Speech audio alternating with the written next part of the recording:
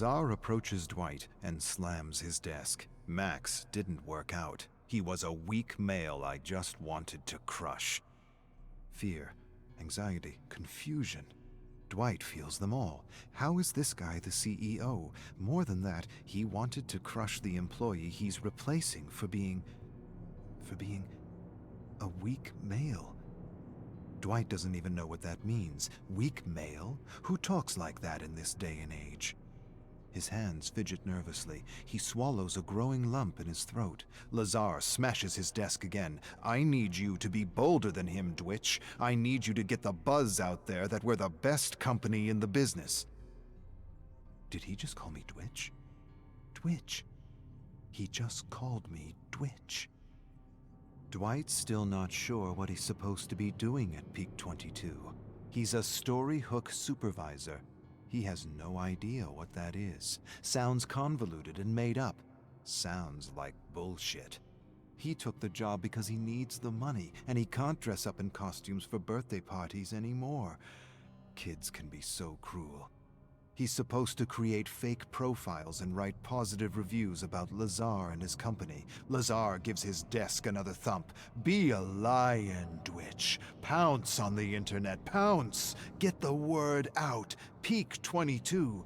We design story hooks for ads that transcend humanity. Dwight has no idea what that means. Lazar leaves a test on his desk and walks away. Dwight stares at the test, unsure. Rose, the manager who hired him, approaches him and explains it's an intelligence test. Lazar wants to make sure he's the smartest in his company. Best advice? Flunk it. Dwight smiles. Gotcha. Our thing is story hook advertising. Dwight cringes every time he hears story hook. Lazar's trying to be different just to be different. Most advertisements use stories to wrap a message in emotion. Just because you call it a story hook doesn't mean it's new, doesn't mean it's different. Story hook is a term used by high school English teachers. Rose laughs. Yes, but Lazar's an idiot, and he wants to feel like he created his own theory for his upcoming book. Dwight's eyes go wide. Book? What book? Rose laughs absurdly and explains. An autobiographic book, a guaranteed bestseller highlighting Lazar's new theory on creativity.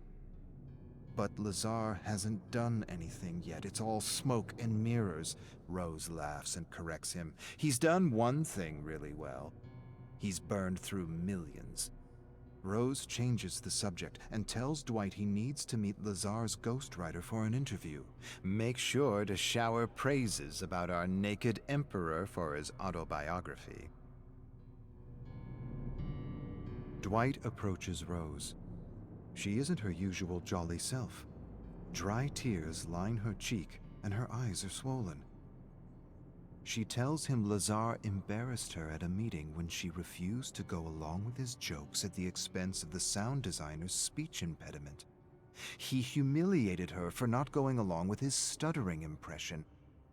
Rose sighs and advises Dwight to record all meetings with the Naked Emperor, not just for legal reasons, but for the yearly roast. Dwight raises his eyebrows curiously. Yearly roast? What yearly roast? She tells him about a yearly gathering of ex-employees who get together to laugh at Lazar's stupidities. Dwight tilts his head. He's really confused. In his mind, Peak 22 just opened its doors. How long has Peak 22 existed? Rose calculates on her hands. 5 years. Dwight can't believe his ears. 5 years and Peak 22 has nothing? Rose smirks. Correction. 5 years and we almost have Lazar's biography and his theory on creativity. Dwight showers Lazar with online praise using fake profiles. It's the coziest job he's ever had. As he prepares to create another false profile, he suddenly hears shouts coming from Lazar's office. He freezes as Lazar verbally assaults the Peak 22 lawyer.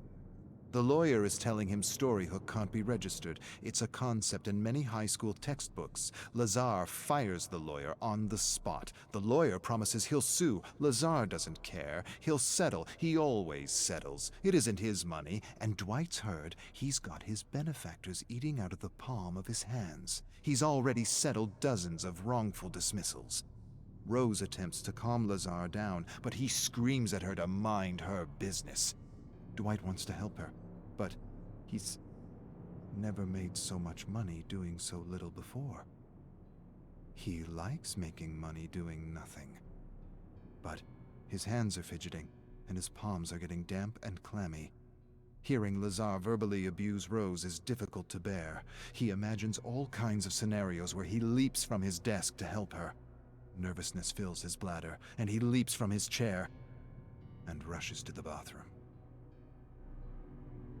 The Brilliant Mind, Inc. Lazar announces the title of his autobiography to the entire office. It feels like a joke, a bad joke, but it's not, and the studio is trying not to laugh at the naked emperor. Lazar hasn't done anything in the 5 years since he convinced a bunch of millionaires in his Storyhook revolution. He doesn't even have one successful advertising campaign. They had a few clients in the beginning, but Lazar wanted to write and direct the commercials himself and made a mess of everything. Dwight suppresses a laugh. Rose claps when Lazar concludes his presentation. Amazing, paradigm-changing. How gracious of you to share the secrets of your success with the world. Everyone gets her sarcasm except Lazar. That's the thing about narcissists. They believe their own press release. Lazar turns his attention to Dwight. Dwitch, what do you think? Dwight suddenly feels the blood drain from his face. He echoes Rose. Amazing, paradigm-changing. How gracious of you to share the secrets of your success with the world. Lazar smiles. It's not about ego, Dwitch. It's about community and selflessness. Lazar screams at Rose because she can't find a publisher for The Brilliant Mind, Inc.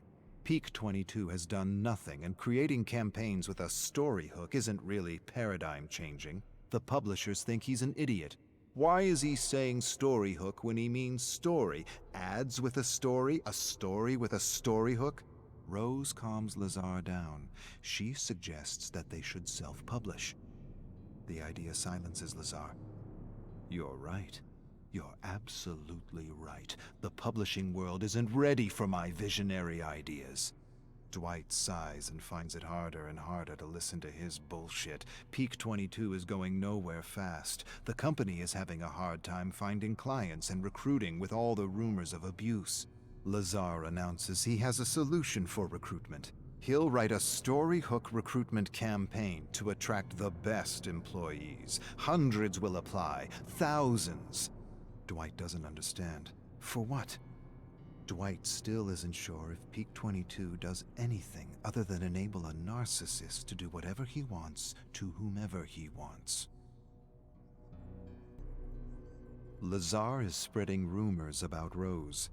Dwight consoles her, but she's inconsolable. She says it's a pattern, his pattern. He discredits, destroys, and demolishes an employee before he fires them. He spreads the rumor he later uses to fire the person. Dwight says she's exaggerating. Rose shakes her head. Lazar's in trouble. He just spent more money on a 1-minute ad campaign for Peak 22 than a Hollywood blockbuster, and his investors want answers. He needs a fall girl. Someone to blame for the mismanagement of company funds. Dwight doesn't understand. She explains that Lazar's already left a trail of blood in his wake. The last 3 women in her position were all promoted and fired for Lazar's excesses and stupidities. Lazar has an upcoming meeting with his investors. She will be this year's patsy. Dwight gives her a skeptical look. She shakes her head. You'll see. He spends the money. A woman takes the fall. That's Lazar's idea of equal opportunity. Dwight stares in disbelief as Lazar asks Rose to present the advantages of Storyhook advertising at an all-hands meeting. He interrupts her on every slide in front of everyone, then cancels the meeting. He acts as though it's the first time he's seen Rose's deck. He announces Rose has no idea what a story hook is.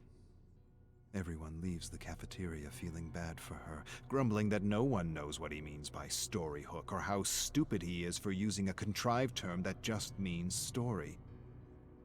Dwight doesn't understand because she validated every slide in her deck with Lazar. He heard them agree. Before Dwight can talk to her, she is fired and escorted out of Peak 22. Dwight watches his friend, a single mother, walk out. This year's patsy for Lazar's excesses. He siphons the investment money and his friend gets the boot. The whole meeting was a setup to discredit her in front of everyone. Lazar approaches Dwight. "Sorry, Dwitch. I know Rose was your manager, but I had to let her go. She wasn't aligned with our company values." Dwight stares at Lazar in mingled shock and horror. What values? He wants to scream at Lazar. He wants to grab his ears and rip them out of his narcissistic head.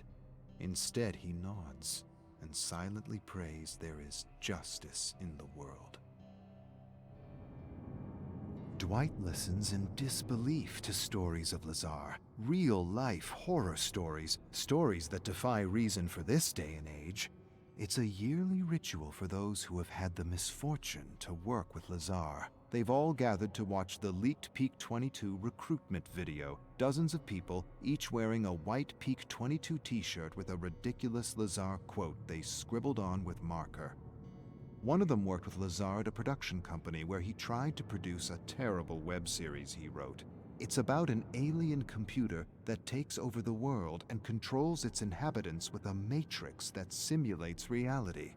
No one told him he just pitched the premise of a major blockbuster film. She imitates Lazar selling his web series. It's different. It's unique. It's not horror. It's not sci-fi. It's terror. Sheer terror. It's a new genre. It's simulated terror.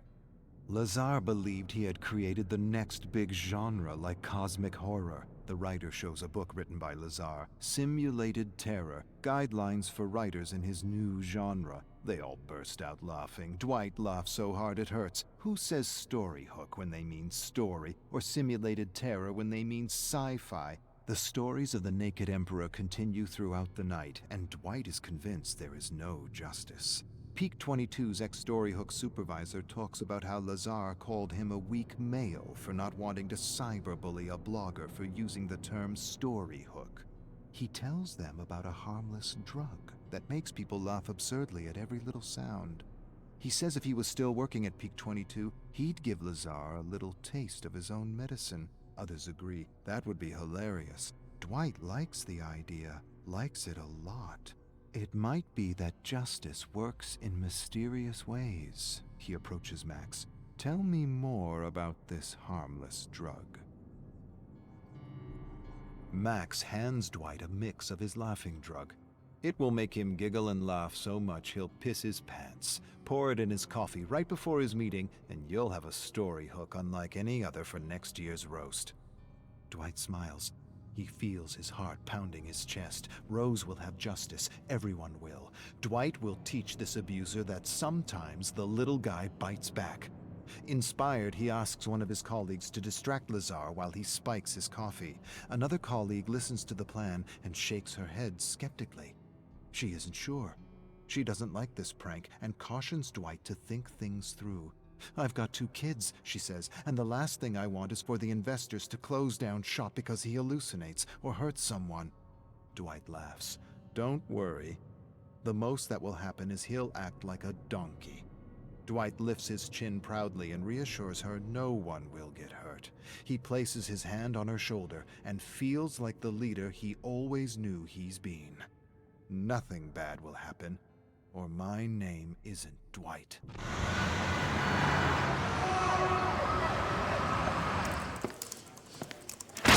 Hey! Hey, look! Huh?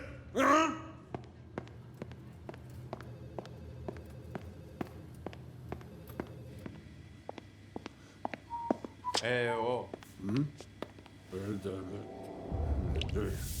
Hey!